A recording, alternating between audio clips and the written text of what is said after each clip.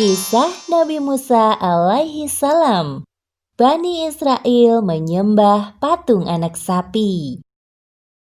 Kisah ini disebutkan beberapa kali dalam Al-Quran. Di antaranya dalam surat Toha ayat 85 hingga 98 dan surat Al-A'raf ayat 148 hingga 153. Ketika Nabi Musa menerima kitab Taurat di Gunung Tur Sina, Allah menguji keimanan Bani Israel dengan patung anak sapi.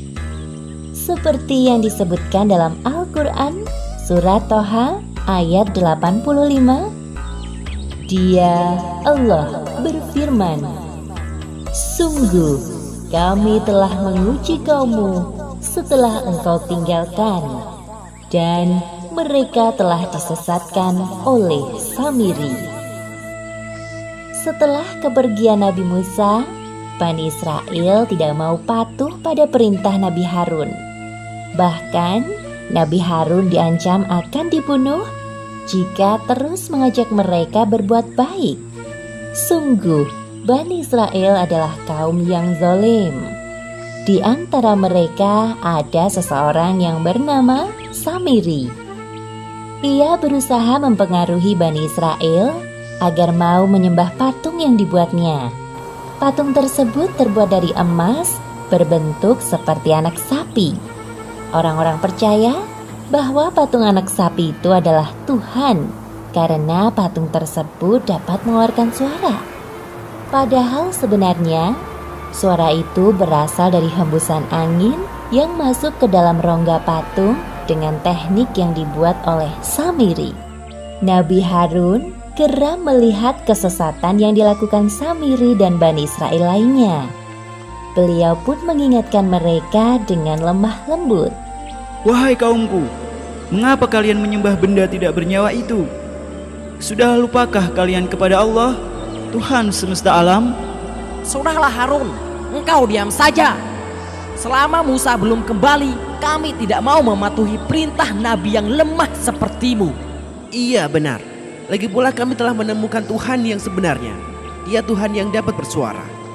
Astagfirullahaladzim.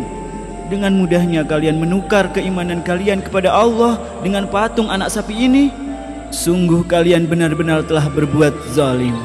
Jika kamu terus mengoceh, kami tidak segan-segan membunuhmu, wahai Harun.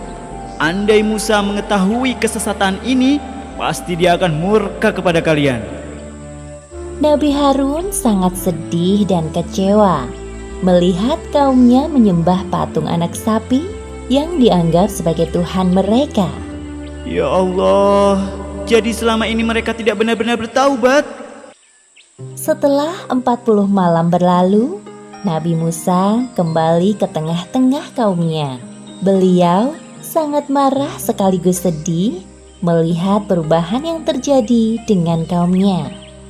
Kemudian Nabi Musa menghampiri saudaranya dengan penuh kemarahan. "Wahai Harun, mengapa engkau hanya berdiri dan diam saja melihat perbuatan mereka itu? Engkau tidak sungguh-sungguh menjalankan amanatku." Nabi Harun kaget melihat Nabi Musa yang tiba-tiba datang melabraknya. Tenanglah wahai saudaraku, dengarlah penjelasanku dahulu. Aku telah mengingatkan mereka, namun mereka tidak mau mendengarkanku. Kaummu menganggapku lemah, tidak memiliki kekuatan sepertimu, dan mereka hampir saja membunuhku. Astagfirullahaladzim, maafkan aku wahai saudaraku. Nabi Musa menyadari kekeliruannya dan segera meminta maaf kepada Nabi Harun. Kemudian Nabi Musa berdoa kepada Allah seperti yang disebutkan dalam Al-Quran surat Al-A'raf ayat 151. Dia, Musa, berdoa, "Ya Tuhanku, ampunilah aku dan saudaraku, dan masukkanlah kami ke dalam rahmat Engkau. Dan Engkau adalah Maha Penyayang dari semua penyayang." Setelah itu, Nabi Musa langsung menghampiri kaumnya yang sedang menyembah patung anak sapi. Menyadari kedatangan Nabi Musa, Bani Israel mulai resah. Sebenarnya mereka takut dan segan kepada Nabi Musa yang kuat. Namun, entah mengapa keimanan mereka mudah sekali dipalingkan dari Allah. Aduh, bagaimana ini? Musa telah kembali. Iya, Musa pasti memarahi kita. Wahai kaumku, apa yang telah kalian kerjakan selama aku pergi? Bukankah Allah telah menjanjikan surga bagi kalian yang beriman? Tidakkah cukup dengan Allah menampakkan kekuasaannya di depan mata kalian satu persatu? Semudah itukah kalian berpaling darinya? Meskipun Nabi Musa sangat kecewa terhadap kaumnya, namun beliau tetap dapat mengontrol emosinya. Sedangkan Bani Israel mulai ketakutan dan mencari-cari alasan. Wahai Musa, sesungguhnya kami berpaling dari Allah bukan atas dasar kemauan kami sendiri, melainkan karena hasutan Samiri. Dia yang mengajak kami untuk menyembah patung anak sapi ini.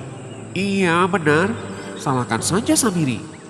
Kemudian Nabi Musa mencari orang yang bernama Samiri yang disebut-sebut sebagai dalang dari penyembahan patung anak sapi.